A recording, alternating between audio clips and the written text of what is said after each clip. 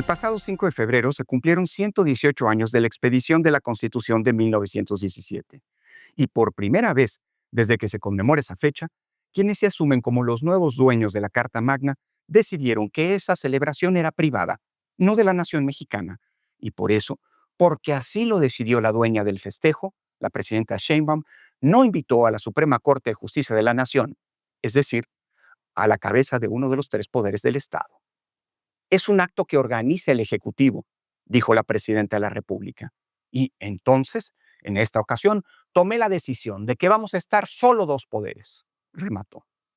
Más allá de las diferencias que se pueden tener entre los poderes, que tienen en su caso causas institucionales para procesarse, la persona que debería ser en su función de jefa de Estado la garante última de la unidad política de la nación, la que ante las bravatas de Trump se ha cansado de hacer llamados a la unidad del país para enfrentar los riesgos que nos amenazan desde el norte, decide unilateral y arbitrariamente quién puede participar en los festejos de la norma que, se supone, es un patrimonio colectivo y frente a la cual deberíamos identificarnos todas y todos los mexicanos.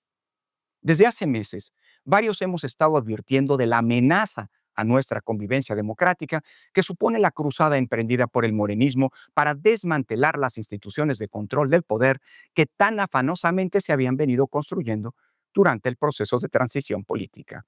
Y sobre todo, advirtiendo del cariz autoritario que supone el movimiento obradorista. Muchos han considerado que se trata de una nueva época a la que hay que adaptarse, porque los tiempos cambiaron y que exageramos todos los que sostenemos que estamos encaminados de lleno a una transición a la inversa, es decir, al autoritarismo.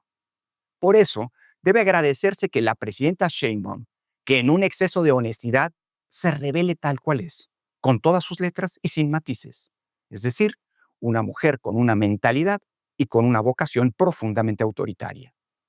En la concepción del oficialismo, el país es de ellos, el Estado es de ellos, la nación son ellos. Ellos representan al pueblo de México y, en consecuencia, la Constitución les pertenece. Pueden hacer con ella lo que quieran y, por lo tanto, invitar a quienes ellos quieran a un acto que se presumiría es y debe ser republicano por su relevancia.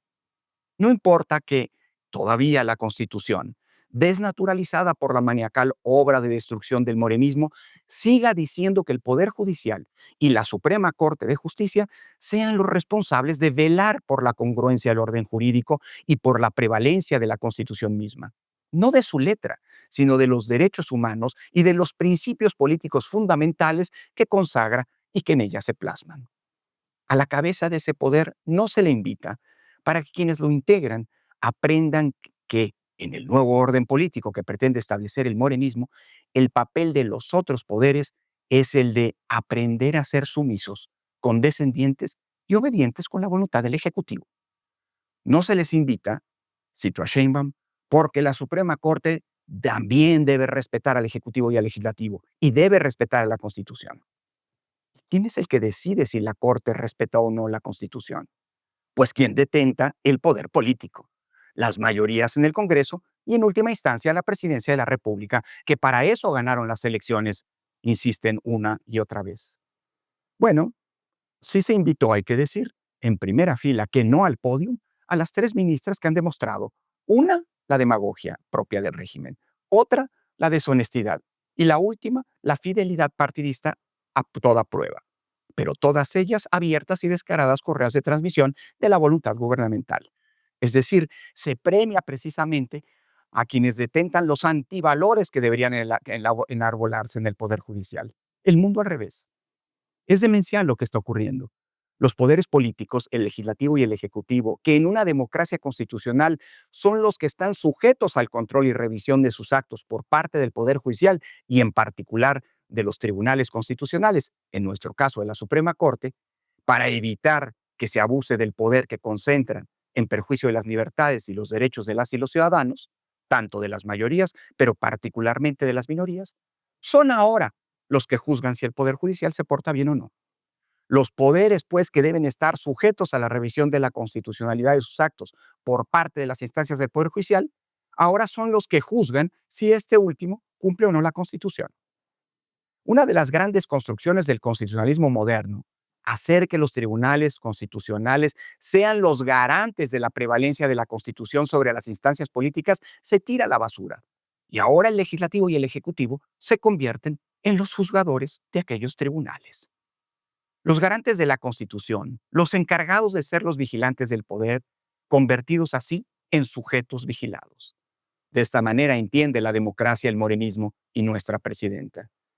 Más allá de la tragedia que ello encarna y de los graves riesgos que supone para cualquier persona estar expuesta a los excesos y exabruptos de nuestros gobernantes, si así tratan a un poder del Estado, imaginémonos cómo van a tratar a un ciudadano de a pie, y más si osa ejercer su derecho democrático a la crítica. Algo debemos agradecer a la vulgaridad y a la profunda mezquindad de que supuso la no invitación a la Suprema Corte, que se muestran, insisto, tal como son, unos autoritarios. Yo creo que siempre lo han sido, pero ahora con todo el poder en sus manos lo revelan con claridad y sin empacho. Malos tiempos se nos vienen encima en términos de nuestras libertades y derechos, y me temo no vamos a tardar mucho en verlo. Me parece que los abusos y las arbitrariedades que hasta ahora hemos visto como sello distintivo del morenismo se irán multiplicando en el futuro y se pretenderán imponer como la lógica del nuevo orden que busca instaurarse.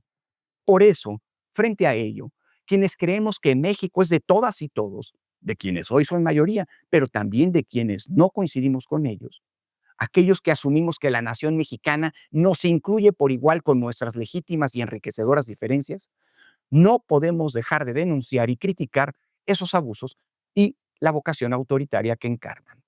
No podemos permitir que esas arbitrariedades se vuelvan parte de la normalidad de los nuevos tiempos. Hacer como si no pasara nada, asumir esas arbitrariedades como inevitables, es volvernos corresponsables de la destrucción de nuestra convivencia democrática.